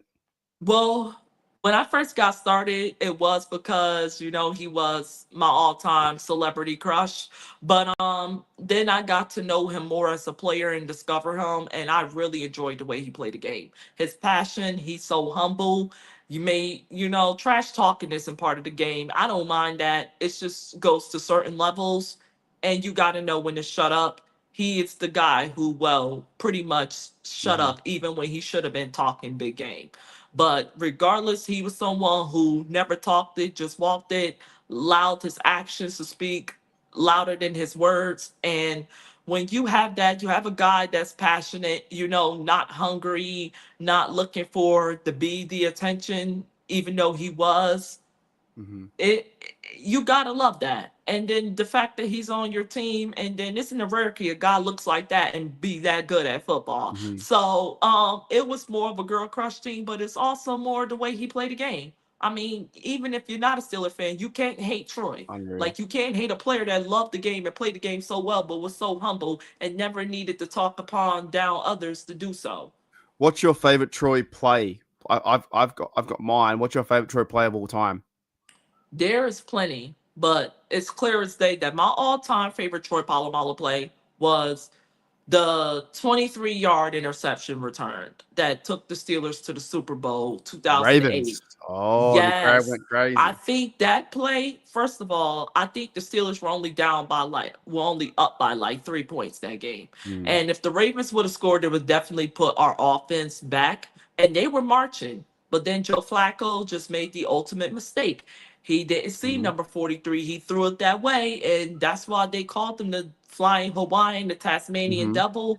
It's Hmm. because, plays like that. I don't think a lot of safeties would have made that play at that time. I think a lot, and we're seeing that in this era. Like, that's a guy. When you think of a generational talent, Troy Hmm. Polamalu is, the ultimate definition of It's that. Troy. He's unbelievable. You're never gonna see that again. And you No, got guys like Talona Hufunga who are great players, who mm, kind of remind you of them, but it's no, it's just not the Troy just same. has something in him that we know we're never gonna see again. His instincts were just insane. The way he could read the snap and swim between the tackles. It's And almost times it like so well. And it that's was the thing. unreal. Like how did he figure that out? Where he was getting Carson Palmer as he snapped Yeah. it. He And was I like never, sideways. and this is the thing, offensively and defensively, all the years I watched Oh, football, I never seen a player time something as well as Troy Polamalu. Not even Tom Brady, who was pretty good at that. Not even you know what? Roethlisberger. Not even Manning. Like, no No, quarterbacks have even timed it like that. And that right there would give any team who had a player like that a massive advantage. he So it's like, he would you probably know, stop. He would stop the tush push right now too. I think oh because yeah, yeah. his style of play would definitely. And I think that's the thing that you're missing now. It's a safety that plays like that. Yes. But see, he also had, size advantage to a certain extent too. Weight advantage that allowed them to take down a lot of players Mm-hmm. individually that Oh, nowadays big. you're going to need a couple of more. So that plays a role. So I just think what it is when it comes to Palomalu, they don't make him like him no more. No, They ain't make it like him at all in any era. no. And that's what makes him a generational talent, is that he's just one of a kind. And this is why I say behind Ronnie Lott, he's the greatest safety of all time, Mm-hmm. because Ronnie Lott, I say this. Statistically, is why he's the greatest. But if you want to take statistics and all that stuff away, then you could definitely say that Troy Polamalu's the greatest because he played the game like you would never see, you've never seen it before, and you would never see it again. And I'm not just saying this because I'm a Steeler fan. I'm saying this because it's Mhm. on film, it's on tape. You look up Troy Polamalu's highlights, you're not seeing that. You could say what you want about everybody else, but guess what? Everyone else can do it, but can they do it like he done it? Can they do it better? And the answer to that is a no. And that's what makes it so special is that, and it's not just like what he did, but in the moments that he's done it Correct. Yeah, the when big his time team plays. needed it the most. And Yep. that's what you pay nowadays DBs the big bucks for. Yeah, one of my favorite plays, I've actually got two. I have to bring up two. Was the tackle on who was it? The Titans player Johnson, Chris Johnson, where he came out of nowhere. He in the backfield, he ran him down, Yeah. and Troy was like about 20 yards away. Screen pass, and it looked like on the TV that Chris Johnson had about 10 yards of space. And next minute, he just came in like a missile, tackled him. And my Boom. other, oh, boom. My other one I got was one of my favorites. He made a tackle to an Eagles player with his back turned like this. Like, how the fuck do you do that? I think that was LaShawn McCoy. I'm not sure. It might have been. He turned around and backpedaled, pushed, and made a tackle with his arms behind his back. Yeah. Troy is almost like, because my favorite player, and I always say this, my favorite player should be Troy. However, it's Debo. So like Troy, James it's like Harrison. Debo Yeah. is my favorite player. He's on number one, and Troy's second. But I always do say it should be Troy. However, I can't go past Debo because Debo is just so fucking Roethlisberger's fun. number 2 on my list. Well, Yeah. actually, no. Willie Parker, Dennis Roethlisberger. Mm. Aren't we? Aren't we? Isn't it great to have a good franchise? So anytime, Shae, we can just go after tonight. You can get a pizza. You can chill out. You can watch Super Bowl 40, 43. You can I even go watch back to the highlights of that all 70s the time. all the Just time. And it makes you feel just happy, to right? resemble the glory days. Yeah. I got a few more questions and we'll get out of here. So, Gene says, best sneakers to wear to a Pittsburgh sports event. Um, well, to me, I say it's the AJ ones. It's the True Loves, which is the black and yellow, or it's the new ones that came out with the yellow top that I'm also a proud owner of. Or you To can match just with wear to some match with classic like Air your, Forces. Yeah, because yeah. they match all the Okay. Steeler gear. Or you could just wear the True Air Forces or the all white AJ ones, which I won to a couple of games. So I'll say the best sneakers is AJ ones. They just fit so well with the jerseys and blend in. I reckon you'd be pretty fun to party with too. I reckon your intensity is awesome. You'd be fun to party with and get hyped up for.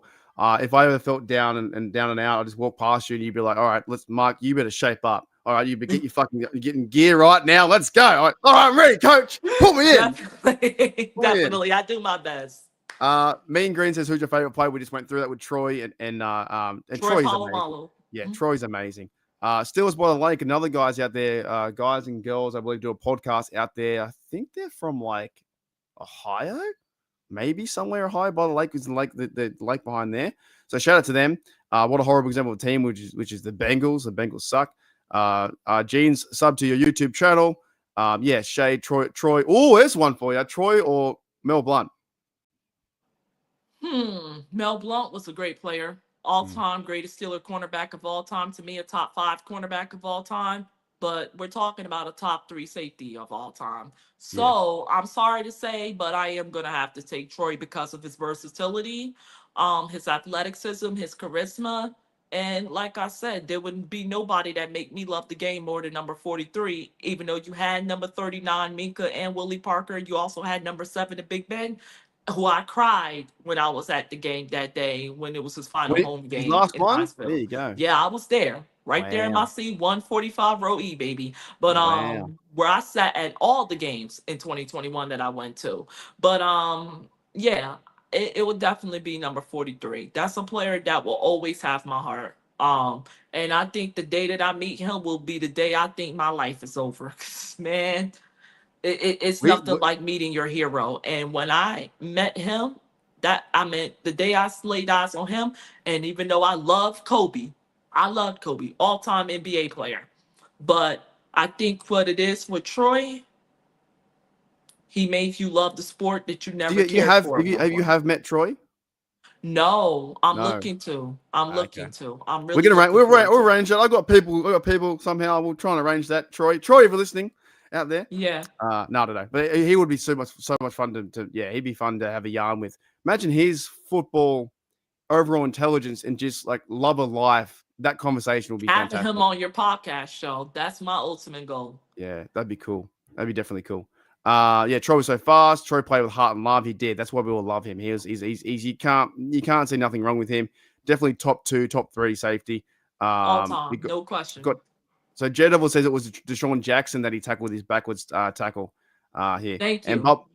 Bubba says here, get to the draft party. So we're having a draft party, and I'll email you the details when we eventually find out. But from Steel Nation Australia and Steelers Dynasty podcast, we're doing a draft party. I don't even know where. Somewhere I'm like looking 30 to minutes. cover the draft and do content on that. So I'll definitely look to Yeah, attend those we're events. doing the same thing too. We're doing. I don't know where it is, but I'll give you the details what we're doing, and we'll try and catch up because yeah, you're fantastic. It's a lot of fun. A lot of fun. G'day Ragu, what's going on? And this one we'll have to ask as well is pizza toppings. What's your favorite pizza topping? Well, I'm the type of girl I like plain pizza. I'm not gonna lie, Sicilian is my all-time favorite. But if I had to pick a topping, it would be the beef sausages with the Mm-hmm. peppers. That Yeah. chef's kiss. That I don't see how you can mess that up. I don't. Wait, That and plain pizza, I don't get how you can mess that up. everybody in the chat knows what peppers is, but I don't. Is that like capsicum? It's like green peppers. So it's like these things. They come in like Yeah, this yeah, shape. You cut them yeah. I up. gotcha. Like Yeah, sometimes some people will just like cook them and then put them on the pizza yeah, toppings. Some people just put them raw and then allow them to cook while they're on top of the pizza. yeah, But that's yeah. after they put the cheese and all of It's that funny good because stuff on. well, the chats of American, right? American podcast, right? But I'm from Australia. We don't call them that. We call them capsicum. So that's just what we call them. But I know. So you want like beef and peppers on a pizza, cheese pizza. I love it. Yeah. And any I like, love do you it. have like any spices, any chili, anything like that, or anything like that? No, Like not on the pizza. chili Like, do you or have like chili pieces. flakes? Like chili flakes on the pizza? Sometimes I do. It depends on how I feel, but most times I don't. Most times, if I want to top in, I'll pick that. But other times, Mm-hmm. I just eat plain pizza. I'm I'm Love it. I'm that Sicilian girl. You got me. I love the thick slices. Love it. Future says here, have you ever played high school or college sports? If so, what was your favorite sport to play? Um, I'll say volleyball. I like Mm-hmm. that. I really enjoyed it. It was Indoor a great volleyball sport. or beach? Indoor. Indoor. Yeah, I did you indoor. guys go crazy. I've seen those. You jump so high and like hit the ball Yeah. so hard. Some Like you girls guys are jump high, nuts. some girls to stay on the line. I did like a jump serve in practices, but mainly Mm. in the games, I Yeah, stuck with what I knew I it's did so best. crazy. If I've Yeah, seen the like highlights. you You guys are gotta, nuts. yeah, you toss it and then you just gotta measure it, and then Whooshka. you don't jump until the ball comes in the hitting distance, but you gotta jump and hit at the same time. It's just that to ensure that the ball goes over. So as soon as you master that, To you know ensure you you guys gonna hit it miss with so your fucking service. hard though. You hit it like a bloody rocket. Yeah, It's you have whooshka, to. you know? You have to, because if you hit it soft, then it's gonna hit your teammate or hit the net, and that's Yeah. the point for the opposing team. Yeah. So Love it. volleyball will be that. Love it. One from Mean Green says, have you ever been to the Pro Football Hall of Fame in Ohio? No, not yet. But Okay. I cannot wait until either Heinz Ward or Big Ben is an Mm-hmm. inductee. But my goal is to get there to see Ben Roethlisberger because I was so crushed when I missed Dick LeBeau induct Troy. But I I think was we were going to that, by the robbed. way, until fucking COVID ruined it. I Right. paid $5,000 for my experience, and then COVID got in the way. It's Yeah. 2020. It was 2020, right? I was going over to that because I want to see Troy. Me too. Yeah. I was robbed for both of my heroes. I And was then robbed from they had Kobe and I was robbed from Troy. the next year they had it back to back, right? There was two things in one or something. It was really all Yeah. weird. It wasn't the same, right? Yeah.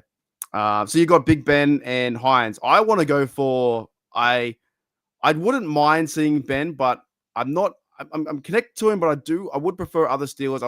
I think I want to go for like James Debo Harrison Him too. he should Him get in, too. or Mike Tomlin, because the reason, like, when Mike Tomlin gets in, Casey Hampton, don't forget that guy. yeah, well, there's too many to name, right? If Right. Mike gets in, all the other Steeler players, everyone rocks there. Be crazy. So we have a few Yeah. getting in there, and Hines needs to be in, but they just won't. You know what it is? The He NFL should and have NFL been in. fans, they're over they're fatigued by Steelers' greatness. That's what it is. They're very Yeah. fatigued. They won't acknowledge that players like is it LC Greenwood isn't even in yet. You know, like guys like He's that. not even in. That's Yeah, so crazy. they're fatigued because they don't want to keep putting him in all the time because we have too many. Well, And yeah, guess what? Acknowledge the greatness and embrace it. 100%. Where we're going to be at is the Ben Franklin tap room. So when I know the details and what we're doing, I'll send you an email if you want to turn up one day or just pass by or whatever it is. We're doing a big draft party with a lot of people there at the Ben Franklin tap room. So we're trying to organize things as we go. And Awesome. I've got here. Bubba says, Bubba says fish and chips, not fries and chips. We call them fish and chips here in Australia. Any more questions? Otherwise, guys, we'll start to wind down. Thank you, Shae, for coming on. I said 45 minutes. We've been an hour and 45 minutes. It's been an Hey, absolute it was pleasure. great. Pleasure talking to you, talking football, and we're shitting on the Bengals because they're rightfully so. Thank you so much, so much. I mean this legitimate. I can't fucking stand them, but I think you can't stand them more. You Yeah. might be the only person in the world that hates them more than I do, and I mean that with from the I bottom of my despise heart. them. Like, I'm not a hater, but I just don't see the hype in them, and it's just to the point I don't respect them no more. Like, Mm, that was just the final straw for me. And I yeah. just had to be on the record and say that. And that's what motivated me to make that video. But did I think it was gonna pop the way that I popped? Did I do it Mm, for that? Absolutely not. It was just on mm. my mind. Well, I just get off your get chest, get it out get it there. off my chest. And I Yeah, never felt more relieved right. since then. So it needed to be done. Love it. That's been awesome having you on the show. One last question. Gene says, best Steeler team of all time, Shae. As much as I love the 2000 Steelers, I'm gonna have to go with the 75 Steelers. Okay. I'm gonna have to go with the 75 because that, first of all, majority of our Hall of Famers come from there. Mm-hmm. Second of all, I feel like that was really the turning point of this organization because there's a difference between being a Super Bowl contending team to being a Super Bowl team. And the fact that that team, not only did they win the Super Bowl, they dominated across the trenches that led to that Super Bowl, and they beat great teams in the process. So when you think of the Steelers organization and where the Super Bowl runs and all of that starts, it starts with that season, and it starts with the greatest Steeler of all time, me, Joe Green. It starts with Terry Bradshaw, Lynn Swan, all them guys. We wouldn't have the Men of Steel if it wasn't for the Steel Curtain. So them nor Blitzburg if it wasn't for the Steel Curtain. So that starts with the 75 Steelers to me, who's the greatest Steeler team of all time. Definitely. For myself, I like 2008, but I don't have the Loved them. connection. Yeah, I don't have the connection to the past. A lot of my fandom comes from what I grew up with, but love the 95, but I wasn't alive back then. So but not saying they're not bad. They're fucking awesome. But my connection is 2008. Fucking love that team. That team is Yeah, unreal. that's the team that was like, 13 points a game or what average a game. The Ravens were good back then. That's why we've had the respect with the Ravens too, because that's what we did with them. We hit each other hard. And then the Bengals and Browns would just go over there. yeah, it's still that way. Today it is even now. even all their reign of Yeah. supremacy is still that way. Well, We're look at it not now. talking about them to win the AFC North. It's just all that hype, all that talking that they did in that locker room and in that fan base just for the AFC North to be determined between the two teams that it's starting with. I mean, so you did Yeah. all of that for what? It's right now too. We are both 6-5. No matter how we got there, we are. And the other two teams are 3-8. And it's been That, like that for a long time, right? right, right. So, but yeah, we'll get out of this show. Thank you very much. Great show, says Bubba. Mean Gene says, keep cheering the Pittsburgh Steelers on always. Shae, always, no matter what, 110%. Sparks says 1976. Future says, great, Thanksgiving to everyone this coming week or this coming Thursday. Well, family stuff going on for you guys over there. And one big shout out from Gene says, great show. So Shae, thank you very much for coming on Steelers Nation Australia. I texted you or emailed you last week. I said, I think I called our email Bengals as shit. Yeah. That was I was funny. like, I don't know what I called the subject line, right? I think it was like Bengals are shit or something. Yeah, Bungles are shit. This was my subject line. And I think I want to try and catch your attention as best I could. So Yep, thank you so did much, just that. Shae. Yeah, you're fucking awesome. I'll get you on the show again in the near future so we can talk Would love football. to. Yeah, talk This is Steelers. fun. Yeah, it was awesome. So best of luck to all your stuff for the Shae Max show and the stuff you'll do on YouTube and Twitter and all these things. Keep going after it. Keep speaking facts. Keep talking football because that's what sets you aside from, I guess, other people in this business where they'll go personal attack. And if you just talk with your heart and talk what you see, then you can't get that wrong. One of my good mates out there, Derek from Lion Syndicate, said to me one time, just be you on YouTube. YouTube is you. Don't try and be anyone else. Just be you. And that's always fucking set with me. It's super easy, but I'm like, yeah, don't try and be like this fake person or make a personality online or whatever it is. Just be you. YouTube, you, and people will come around the show. And if you do stuff on YouTube and stuff like that, the guys in the chat would definitely come around and say hello because we fucking hate the Bengals and we love the Pittsburgh Steelers. Anything else you want to say, Shae, before we get out of here? Just give me a follow on socials at Shae Max Sports on all platforms that you're on. Most likely I'm on. And, show some love to the Shae Max show. Love it. Excellent. Thank you, Shae. Yeah, go check out that video, man. The 7.5 minute video. If you don't like the Bengals, it's really good. If you like the Bengals, it would change your opinion. So I loved it. I need to go watch it again. So thank you, Shae. I'm going to play a video and then we'll check out and we'll see you guys later. All righty. Here we go. Thank you. Thanks, guys. I'll see you guys later. Hey, Rod.